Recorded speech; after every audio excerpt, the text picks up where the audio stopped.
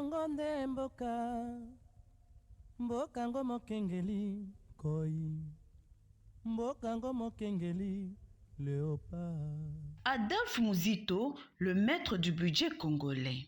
C'est ainsi que l'on peut qualifier l'un des poids lourds de la politique congolaise que le président Félix Tshisekedi venait de nommer le 8 août 2025 vice-premier ministre et ministre du budget. Ce n'est pas hasard que le chef de l'État avait porté Adolphe Muzito à ses ministères parmi les plus importants du gouvernement. En effet, Muzito et les budgets, cela fait un, si l'on peut s'exprimer ainsi. On les découvre à ces postes dès le 5 février 2007 dans le gouvernement du Premier ministre Antoine Gizenga.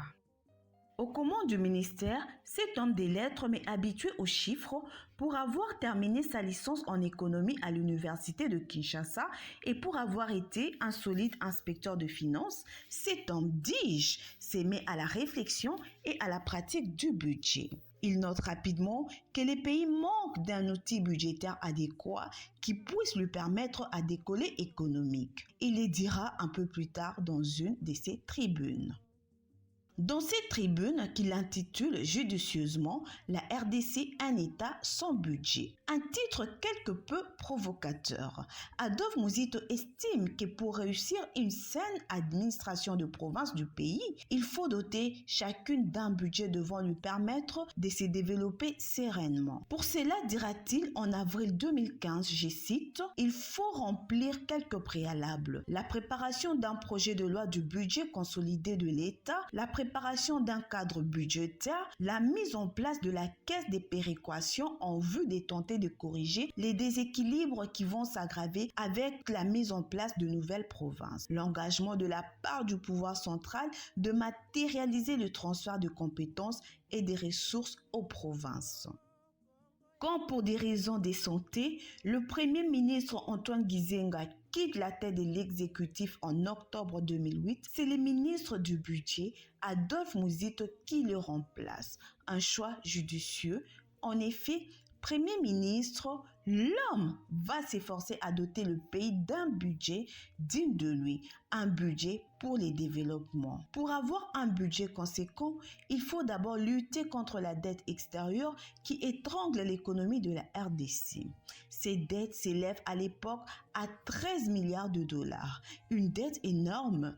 Dans l'une de ses tribunes publiées plus tard, il n'hésite de qualifier la RDC d'un État surendetté, un État qu'il faut ramener au sous-endettement, d'où les titres appropriés qu'il choisira en mai 2015, la RDC, un État sous-endetté. Dans ces tribunes, on lit que c'est avec Adolphe Muzito comme Premier ministre que la RDC est passée des surendettés à sous-endettés. Il avait en effet pris conscience que le pays riche se sont développés en s'appuyant sur les produits de la dette publique.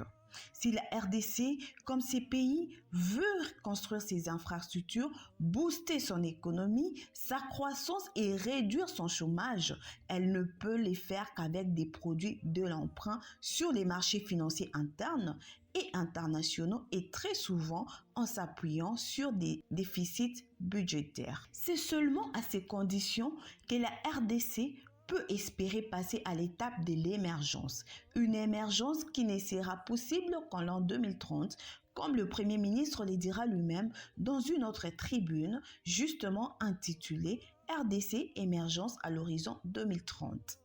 Dans cette tribune produite en mars 2016, il écrira, je cite, « L'objectif de l'émergence est à la portée du pays à l'horizon 2030. S'agit-il d'une simple approche propagandiste ou d'une erreur d'analyse? Car le repère socio-économique de la RDC ne trompe personne, ils sont en deçà de ce que l'on peut attendre. » Avec le ministère du Budget, de Finances et de l'Économie, le chef du gouvernement va s'activer à réduire ses dettes ignominieuses et parviendra à la fin de son mandat en 2012 à l'effacer complètement. Dès ces moments, Adolphe Muzito apparaît comme le magicien du budget, le maître du budget, dirions-nous, un homme apte à comprendre la situation économique dramatique de la RDC et à chercher à sortir du gouffre.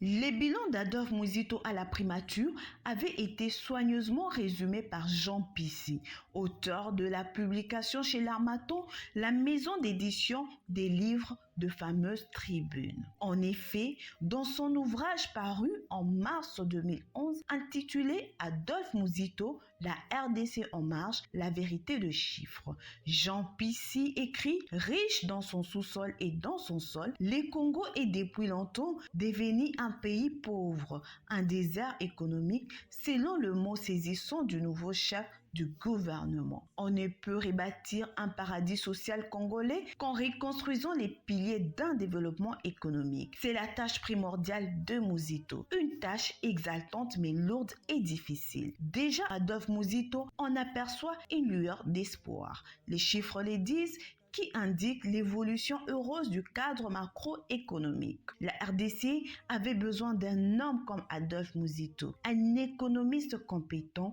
maîtrisant ses dossiers, un homme sérieux et discret aussi. Et c'est cet homme que, 13 ans plus tard, le président de la République, qui le connaît bien, va remettre en scène pour réoccuper, devrait-on dire, les prestigieux postes des ministères au budget. C'est pour Adolphe Muzito un comeback au ministère du budget. Un heureux retour, le retour d'un technocrate aguerri, un technocrate résolument des talents qui sera affronté à de lourds défis. Un homme qui, tous les Congolais l'espèrent, pourra aider à propulser notre pays à son émergence. Nous pouvons les croire puisque à sa prise de fonction, le 12 août 2025, soit 4 jours après sa nomination, Adolphe Muzito a déjà annoncé ses couleurs, en promettant de faire un effort, dit-il, pour doubler le budget public. Il en a l'intelligence, la compétence, les capacités. Pendant sa longue pause au gouvernement, l'homme a enrichi sa pensée politique et raffiné son projet pour le développement. Une pensée, un projet qu'il a résumé à travers un parti politique qu'il a créé, un parti au nom bien trouvé, Nouvel Élan. Un nouvel élan pour la RDC, un élan salvateur. Excellence, Monsieur le Vice-Premier ministre, le peuple n'attend que la réalisation de votre grande et joyeuse promesse, la promesse de doubler son budget pour que le Congo entre dans une nouvelle ère, dans un nouvel élan. Bon travail.